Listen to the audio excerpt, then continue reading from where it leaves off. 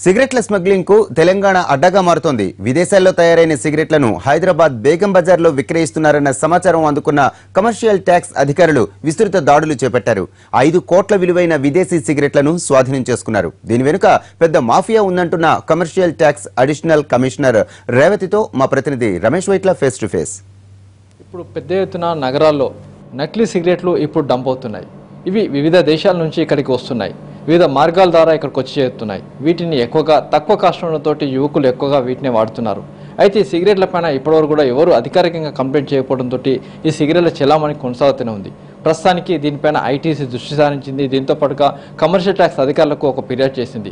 ఈ నేపథ్యంలో ఇటు తెలంగాణ జిల్లాల్లో కావచ్చు, హైదరాబాద్లో కావచ్చు, పెద్ద మొత్తంలో అన్ని ప్రాంతాల్లో గోదాములపైన తయారు చేసి దాదాపు 5 కోట్ల విలువైన నకిలీ సిగరెట్లని పట్టుకోగలిగారు. దీనికి సంబంధించి ప్రస్తుతానికి మనతోటి అడిషనల్ కమిషనర్గా మనతో ఉన్నారు. మేడం చెప్పండి, దీనికి సంబంధించి ఇప్పటివరకు మీరు దాడి చేశారు. ఈ దాడిలో ఇప్పటివరకు ఎన్ని కోట్ల సిగరెట్లు బయటపడింది? సిగరెట్లు ఏ విధంగా వస్తున్నాయి? ఏ విధంగా అంటే ఇవి ఎక్కువ యాక్చువల్గా ఐటీసీ వాళ్ళు స్పెసిఫిక్ కంప్లైంట్ లాంచ్ చేశారు మా దగ్గర. Lot of this not tax paid cigarettes which are even not excise paid move అవుతున్నాయి. చాలా ఇవి ట్యాక్సెస్ కట్టకపోవడం వలన, ఎక్సైజ్ కానీ సేల్స్ ట్యాక్స్ కానీ కట్టకపోవడం వలన చాలా చీప్గా అవైలబుల్గా ఉన్నాయి. ప్లస్ అవి రిక్వైర్డ్ స్టాచ్యుటరీ వార్నింగ్ ఉంటుంది, అది కూడా డిస్ప్లే లేకుండా ఉండడం వలన చాలా ఈజీగా అట్రాక్టివ్గా ఉండి lot of this consignments are flowing without any taxes అని మా దృష్టికి తీసుకొచ్చారు. సో మేము ఒక టీమ్స్ ఫామ్ చేశాము. మా ఎంటైర్ డిపార్ట్మెంట్ నుంచి ఆఫీసర్స్ని ఇన్వాల్వ్ చేసి టీమ్స్ ఫామ్ చేసి ఆదిలాబాద్ నుంచి మన వరంగల్, ఖమ్మం, నిజామాబాద్, రంగారెడ్డి, హైదరాబాద్ ముఖ్యంగా ఈ అన్ని ప్లేసెస్కి టీమ్స్ పంపించి సోదాలు చేయడం జరిగింది. దాంట్లో ఒక 3.5-4 కోట్ల వరకు మేము ఈ టర్నోవర్ అనర్త్ చేశాము, which is not covered by any bills and no tax has been paid. మా ప్రొవిజన్స్ ఆఫ్ ద యాక్ట్ ప్రకారంగా 20% ట్యాక్స్ కట్టాలి. సో మేము దాంట్లో ట్యాక్స్ అండ్ 2 times వరకు పెనాల్టీ కూడా ప్రపోజ్ చేసి చాలా చోట్ల tax and equal amount penalty కూడా కట్టడం జరిగింది. ఆ వెరిఫికేషన్ ఇంకా జరుగుతుంది. The moment it is completed, we will be knowing the exact figures.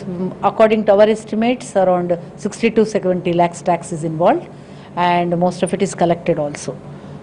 అంటే సిగరెట్స్ ఎక్కడ తయారవుతుంది, ఎక్కడికి ఏ విధంగా వస్తుంది? అంటే మాకు వచ్చిన ఇన్ఫర్మేషన్ ప్రకారం ఎక్కువ ఈ Malaysian countries and even Thailand ఈ ప్లేసెస్లో అవి మ్యానుఫ్యాక్చర్ చేసి, and some of them are coming through the consignments as tax paid consignments ద్వారా ఇవి వస్తున్నట్టు. ఎందుకంటే మాకు తెలిసి కూడా I have also come across some DRI cases ways they have come through containers, tax paid goods మధ్యలో ఇవి రావడము, అట్లా they are somehow finding ways and means of coming in.